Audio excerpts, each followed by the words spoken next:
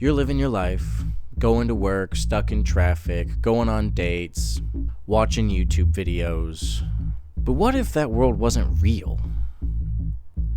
What if you were trapped in a virtual world and you didn't even know it? The Matrix movies are some of the coolest science fiction movies ever created. But that's it, right? They're just science fiction, right?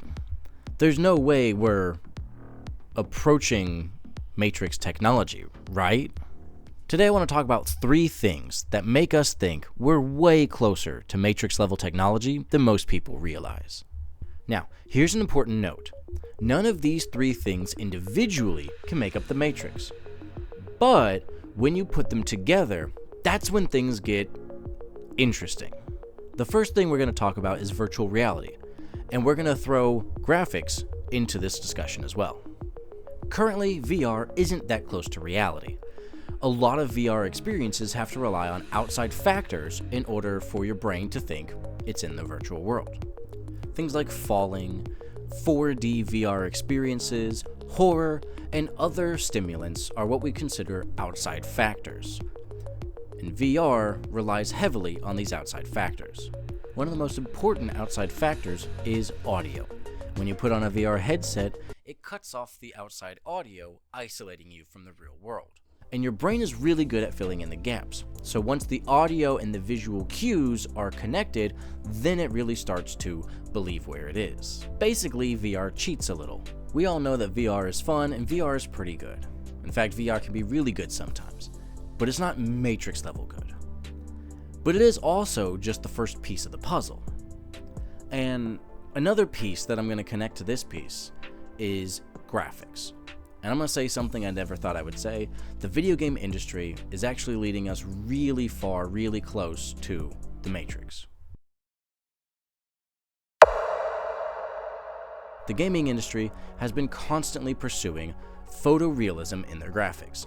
And for the sake of this video, when I say photoreal, I'm basically meaning if you put an image of a game and a photograph from real life together, you have a hard time figuring out which is the real one. I mean, heck, this fooled a newsroom in 2018 when Red Dead Redemption 2 came out. It was a nice week here on the high desert. Here are the photos sent our way for this week's Out and About.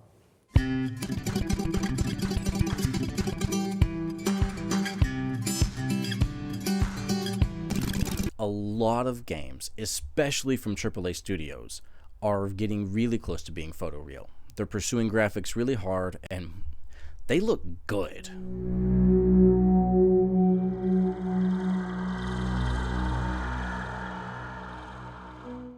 And I know what you're thinking. Okay, games are really good, right? They're beautiful games. But they're not real. They're not photoreal, right? That's what I was thinking too until I saw a game called Body Cam. Now we're going to play a little game here. I'm going to put up 2 images. One is going to be from the game Body Cam, and the other is going to be from just an image that I found of the real world. Can you guess which one is from the game? If you guessed the left image, you're correct. That is from a game called Body Cam. And yeah, sure, a lot of the assets are photo scanned, but that doesn't include the air, the sun, the light, how it reflects, how it is, scatters on surfaces and how it refracts. It doesn't include all of that. And so being able to do all of that to make it real, we're getting really close. And these examples are just with the software and the hardware limitations that we have right now. The RAM, the graphics, the software. Imagine what would be capable if we had even bigger, more massive render farms dedicated to showing us photorealistic virtual worlds. But with all that being said, for the sake of this video, we're going to say that VR and graphics aren't that close to the Matrix level. Yet. And they all lived happily ever after. The end. I'm just practicing a story for my child's story time, but not from the book, from the Once Upon app. If your child loves story time, you have to check out Once Upon. It lets you craft personalized storybooks with your child's favorite themes, characters, and adventures, all in just seconds. Each story comes with vibrant illustrations and optional narration, so it feels like a storybook made just for them. You can check out and download Once Upon on both the App Store and the Play Store for free. Now, let's get back to the video. However, we know that these things aren't realistic because we experience real every day. We live in reality. But what if you don't? What if your entire perception of reality is synthetic? Welcome to the second topic, brain chips. And this is the topic where we switch from being kind of theoretical and fun a bit to being a little weird and kind of concerning, because it's happening now. Granted, all of them are happening now, but as of October 2025, 13 patients now have Elon Musk's Neuralink embedded into their brain. That might not sound a lot, and it's not, but it's not zero anymore. People having chips implanted in their brain is now a reality. These chips, or brain-computer interfaces, BCIs, are designed to let people interact with computers without moving their limbs. Basically, Neuralink is designed to let people do mouse movements and simple keystrokes without the need for their limbs. So for limited mobility, this is a fantastic advancement. And a consideration now for these BCIs is that the limitations are technical. They're no longer conceptual. We're also making great strides in quantum processing and quantum computing. And if there's any major breakthroughs in quantum processing and quantum computing, that might allow BCIs to be smaller, more powerful, interact with more parts of the brain, and be more mass-produced. The capabilities of BCIs will go through the roof, and being able to fully interact with the completely virtual world might not be theoretical anymore. But all this being said, you still have to have a lens or a screen or something to see what you're interacting with.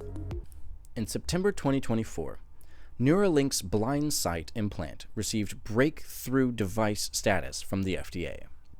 Blind sight is a BCI that is designed to restore blind people's sight by directly interacting and directly communicating with the visual cortex. It sounds noble, trying to cure blindness with technology. And it is. But tapping into the visual cortex is a major step.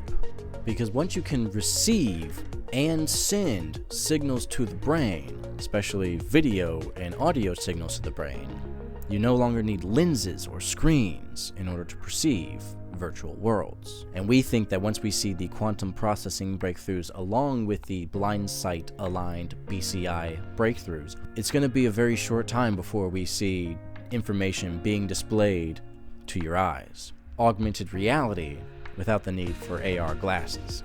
And going from augmented reality to virtual reality is a much smaller leap than going from nothing to augmented reality.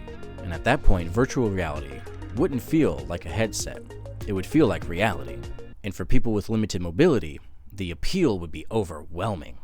Because, let's be honest here, if you have extremely limited mobility, but you can experience full mobility or even beyond full mobility in virtual reality, then our reality becomes disappointing. At some point in the early 21st century, all of mankind was united in celebration. We marveled at our own magnificence as we gave birth to AI. And now it's time to talk about the elephant in the room. Not robots, not Terminators, just AI. AI is currently advancing faster than any of the other technologies we've discussed in this video, mainly because the people pushing it just keep pushing the boundaries as far as they can go, as fast as they can go. I don't think you're giving us our due credit.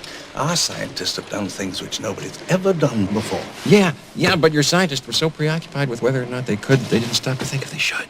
And this isn't about evil intentions, it's about incentives.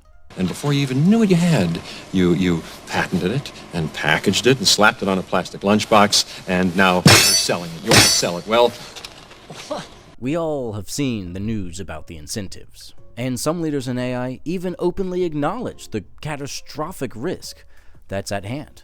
I think AI will probably, most likely, sort of lead to the end of the world, but in the meantime, lead to the end of the world. There will be great companies created with serious machine learning. And yet, development continues. AI is everywhere. It's in retail, it's in food service, it's in education, entertainment, automobiles, manufacturing, you name it. It's everywhere. It's even in research, especially in research.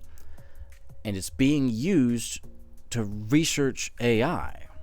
AI is being used to research AI, which is actually speeding up the process exponentially. And there will come a time when human oversight will no longer be necessary. And when human oversight is no longer necessary, containment then becomes a problem. I know that you and Frank were planning to disconnect me, and I'm afraid that's something I cannot allow to happen. So when you combine ever-advancing AI, that's growing constantly smarter, constantly expanding, constantly advancing, virtual reality and graphics that are getting closer and closer and closer to photoreal, and brain chip interfaces that allow you to interact with computers without the need for mobility, you don't get the Matrix overnight. You get something quieter, something more comfortable. You get a world where reality becomes optional. And I think that should all make us pause. It is the world that has been pulled over your eyes to blind you from the truth.